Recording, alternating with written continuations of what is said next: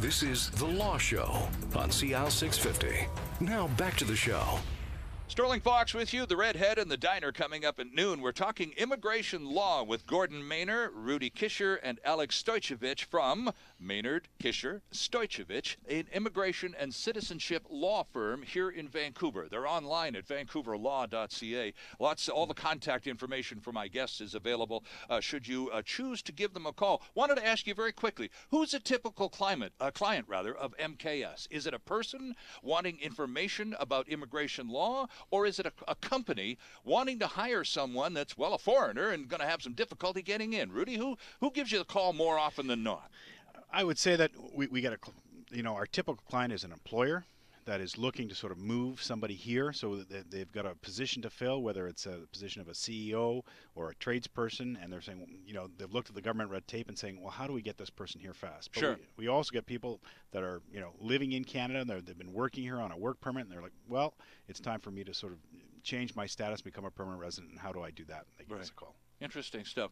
A lot of changes, Alex, you were saying, since you began the firm a dozen or more years ago. And, of course, we've discussed already at considerable length more changes due in 10 days on January the 1st. Talk to us about how the whole the theater of immigration to Canada has changed. Now it's multiple ministries, multiple responsibilities. It's not just the Department of Immigration anymore. That's where you go, that's where you get processed, and Bob's your uncle. It's different now. Yeah, exactly. And really my career choice was poor. As I tell my children, ask me, would you do immigration law again? And if you didn't, what would you do? And I tell them, it's simple. I would never do immigration law again. I would become a contractor for the federal government making uniforms, because they change departments so often and move people around so much. You'd have an endless supply of work, and it's the best gig around. I think that's what I would do the next time.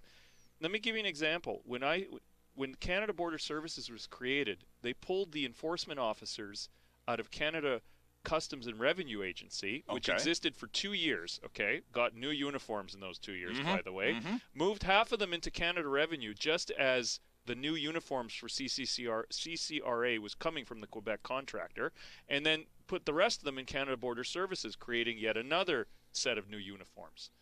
Those people used to all be part of Citizenship and Immigration Canada. Right. But those are two completely different ministries now. They have an operations mandate that is the same act, the Immigration and Refugee Protection Act, but they're two wholly different departments with different mandates. Different mandates. Thank you. I mean, in the sense of Canada Border Services, they're there to protect the border and to enforce the law. Right. Citizenship and Immigration Canada is more designed around the policies around immigration. These are fundamentally different, and now the average person who interacts with this system has to deal with both of them. Okay. At the same time, if an employer wants to interface with the system, his employee will have to interface with these two departments, as well as, very likely, a third department, the Employment Skills and Development Canada Ministry. It used to be called the Human Resources and Skills Development Canada Ministry. Manpower back in the day. Or Canada Manpower. Yeah, right. And by the way, back then, when it was Canada Manpower, immigration was part of their department. For goodness sake. So, like I say, uniform making, it's the future. Anyway. And if I can add to the comment about the creation of CBSA and the splitting responsibilities there, it used to be that Citizenship and Immigration Canada was both the facilitation arm and the enforcement arm. Okay. And so they would bring people in, and at the same time, if they had to deal with the people in an enforcement aspect, they would do that as well. Now, immigration is a very human business. Sometimes you have both arms looking at the same individual. But at least when it was all under Citizenship and Immigration, those two arms were attached to the same body. The right arm would know what the left was doing. And so you could make a reasonable decision. You got to decide, what are you going to do? Right. Now, CBSA is purely enforcement. Citizenship and Immigration is purely facilitation. And when somebody's caught between the two of them, those two arms aren't attached to the same body. And that makes it harder to get a reasonable discretionary decision made. Right. And I think when you look at the border, and we've talked about this in our office, is the CBSA, which controls the border, the Canadian Border Services Agency. Right. before 2002, there was an immigration department. The department was actually at the border, and they dealt with the people coming in. Right, sure. So now they're one agency together, and what has happened in that sort of, I think, turf war between, the three departments that were at the border, there was agriculture at the border, there was immigration at the border, and customs has won. And so customs, which is used to dealing with things and not people, has taken over the border.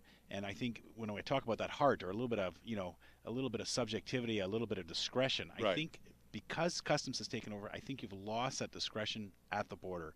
And the result of that is you've got the department being totally enforcement minded at the border, making it much more harder to get sort of reasonable decisions. And we don't want to paint everybody with the same brush. Yeah. You are going to find people who can make good decisions and reasonable decisions. It's just harder now than it was before. The culture's changed. Mm-hmm. The Culture has Customs changed, yeah. did not have the same type of judicial review oversight, because stuff generally has less rights than people do. Yeah. There was never the same judicial oversight over customs as there was in immigration. And the culture of customs, by taking over, is one that is not as used to judicial oversight, and as a result of that, you've seen the problems people have had. And another problem is the training, the amount of time they have for training, because now you've got one individual who before used to just do immigration. Sure. Now he's got to do immigration, he's got to understand customs, and he's got to understand agriculture and enforcement. Right. And so therefore his understanding immigration, I think, has decreased. I wanted to ask you, because you've just gone to great lengths many times over since we've begun this conversation, to describe in detail the unbelievable amount of change that has occurred in immigration procedures in Canada. And I wonder, and I'd like to go around the table on this one, I wonder since 2001, how much of that homeland security type mentality is being used as an excuse, perhaps, or is in fact a reality in our immigration system. We've changed because we're a little more afraid of what outsiders can do to us if we let them in. Is there any validity to that, Gordon? Oh, there's partial truth in everything, isn't there? Nothing's black and white. I mean, you look at that terrible incident that occurred in Ottawa with that fellow who shot the soldier at the memorial. Mm-hmm. And how quick were some people to jump on that as a terrorist act, as opposed to the act of a really distressed individual. Mm-hmm. Which is the truth there? I mean, there's people who are going to paint it one way or the other way, depending on where their leanings are. Sure. You know? I look at the change that occurred in the border before 2000. When I was young, when I was a kid going through the U.S.-Canada border, when you came up to the vehicle booth, the officer in the booth had a white shirt, Mm-hmm. a tie, slacks. Now they've got flak jacket, CBSA, Right. guns. Guns, yeah. You know, this is how our world has changed. Right. So I thought, Alex, it would be a fair question, because all security in the Western world has changed as a result of 9/11, and much of it, particularly in the States, is still, I mean, they're going crazy down there. And I wonder how much of that is seeped across the border. Much. A lot of it is seeped across. You have to take a look at first what they know about you at the border now, right? The phenomenon of the last 5 or 6 years that we've seen with increased frequency is because Canada and the U.S. have put more and more of their criminal information on the same database, which both sides have access to. True, yeah. Now, people are being stopped with convictions from the 60s, from the 70s, and saying, no, you're inadmissible to Canada. And the fellow's like, well, I've been here 100 times. I'm just going to Whistler for the weekend. Sure. No, you can't go to Whistler. You're inadmissible because of your 1970 DUI. And people have to go deal with this stuff now.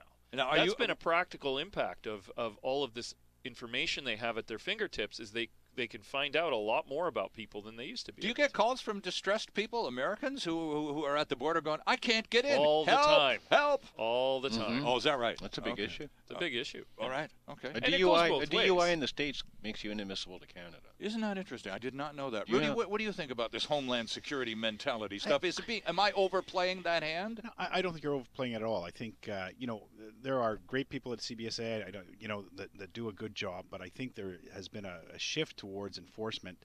Unfortunately, for an example that comes to mind is I had a client that called me, total panic, a new client. His wife had been arrested. They'd come into the home with guns drawn to arrest his wife, and he was like, "Well, you can calm down, relax. My wife is here. What's the problem? And she was an overstay, so she was in the country illegally, been here too long, but no criminal record at all. My client is a paraplegic, can't get out of bed in the morning without the help of his wife. Okay. Right? And Right. the caregiver takes 2 people to get him out of the bed. All right. They've been living together in the same house for 7 years. The woman is not a flight risk. Right, Never right. been reported by immigration. Sure, sure. They locked her up. They locked her up for 3 days. I go to the hearing and I think, okay, I'm going to, the officers, had a warrant. They had to enforce her. They figured they had to do it. I'll get some reasonable, response. I go to the talker and I'm like, well, can we get them released? They've been living the same plot. The guy's a paraplegic. He's not exactly a flight risk. Right. Yeah. The response was, no, we need we're going to need a bond here posted, etc. They may take off, etc. And that totally, it hit me then that how big the change had been, because, for the years of practice before, you would have, talk to your colleague across the across the bench and said, okay, what's reasonable here? Can we release these people? They're obviously not a flight risk. The guy's a paraplegic. Meanwhile, the wife is locked up. The guy can't get out of bed. Sure, yeah. And we're going to keep her detained. Right. I was totally shocked. Did you get the guy released? Yeah, The we got him wife out. released? Yeah, we got her released and eventually landed. When I started in law, in this area of law 25 years ago, an officer told me, he said, this is a simple job. You throw the bad guys out, you let the good guys in. Right. That's it. Right. It's a simple job. It seems that way. Just be reasonable about it. Have reasonable laws. Apply them reasonably. Okay, so 25 years ago, that made perfect sense to you. Yeah. How distorted is the system now relative to that very innocent analysis 25 years ago? Too many hard and fast rules now. Not enough discretion anymore. We're talking immigration law on this edition of The Law Show. Our guests are Gordon Maynard, Rudy Kisher, and Alex Stoicevich. They are immigration and citizenship lawyers here in Vancouver. Well, we had approval of the Site C Dam a couple of days ago here in British Columbia. And, of course, there's that big LNG project hanging over Prince Rupert or somewhere up there. We're going to talk foreign workers when we return. There's more of the show still ahead. This is The Law Show on CL 650.